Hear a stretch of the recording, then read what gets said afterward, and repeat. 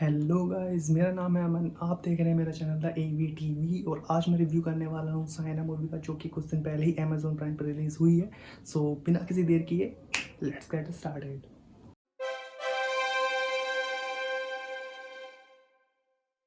Guys, जैसा कि आप सभी जानते हैं, ये मूवी बायोपिक है हमारी काफ़ी famous badminton player Saina Nehwal की।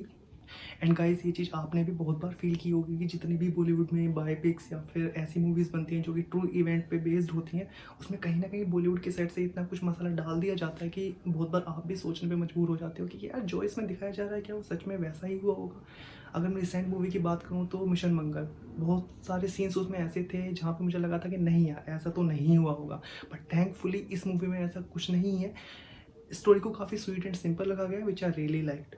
तो गाइस, मूवी की शुरुआत होती है 2018 के कॉमनवेल्थ गेम से, जहाँ पर वो अपने टूर्नामेंट जीतने के बाद में एक प्रेस कॉन्फ्रेंस में जाती है, जहाँ पर उनसे काफ़ी सारे सवाल किए जाते हैं और उनसे पूछा जाता है कि आप अपने जो सक्सेस है उसका क्रेडिट आप किसे देना चाहते हैं। तो वो वहाँ पर क्लियरली अपनी माँ का नाम लेती है एंड देन स्टोरी की स्टार्टिंग होती है। देन मूवी को टाइम में पीछे ले जाके दिखाया जाता है कि उनकी मदर कितना ज़्यादा इंटरेस्टेड है बैडमिंटन में, एंड वो खुद भी एक डिस्ट्रिक्ट लेवल की प्लेयर होती हैं।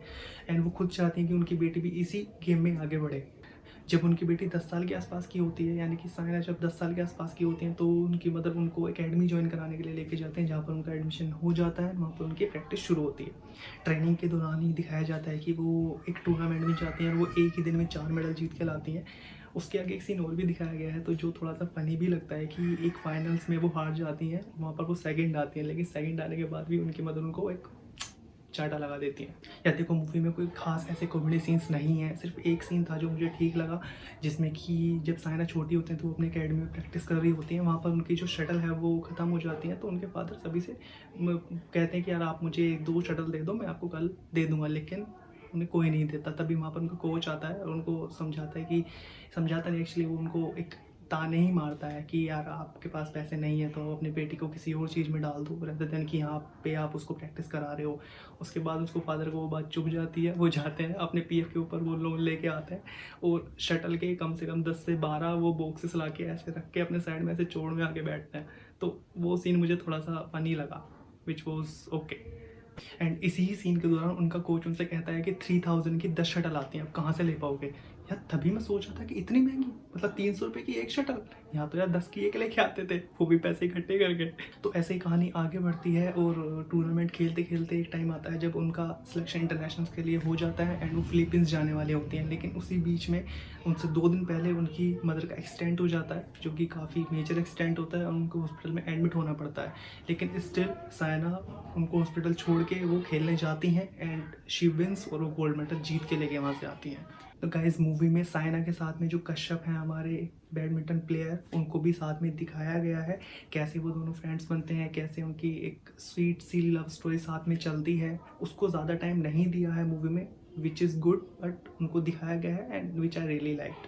तो गाइस, मूवी में आगे बढ़ते हुए दिखाया गया है कि वो आगे भी काफ़ी सारे टूर्नामेंट्स खेलती हैं और उसको जीत कर आती हैं। जीतने के साथ साथ में वो काफ़ी फेमस भी हो जाती हैं काफ़ी लोगों के बीच में, जिससे कि उनको एड्स के ऑफर्स एंड शूटिंग वगैरह के ऑफर आने लगते हैं, जिसको वो करने भी लगती हैं। लेकिन साथ के साथ उनका जो प्रैक्टिस वाला टाइम है वो जाने लगता है, जो कि उनके कोच को बिल्कुल पसंद नहीं आता। उसी के चलते उनके कोच के जो बीच के जो रिलेशनशिप है वो काफ़ी ख़राब हो जाता है एंड उनके जो कोच हैं उनसे क्लियरली बोल देते हैं कि अब से मैं आपको कोचिंग नहीं दूंगा। वो किसी और कोच को उनके लिए असाइन कर देते हैं एंड उससे होता ये है कि उसके बाद के जितने भी टूर्नामेंट्स होते हैं वो सभी एक एक करके वो हारने लगती हैं। एंड एक मैच हो रहा होता है जिसमें कि उनकी एंकल ट्विस्ट हो जाती है एंड वो प्रॉपर बेड रेस्ट पे चली जाती हैं for at least 2 to 3 months। And उस फ्रैक्चर से पहले वो नंबर 2 पे रहती हैं, लेकिन फ्रैक्चर के बाद में वो नंबर 9 पे आ जाती हैं वर्ल्ड रैंकिंग में।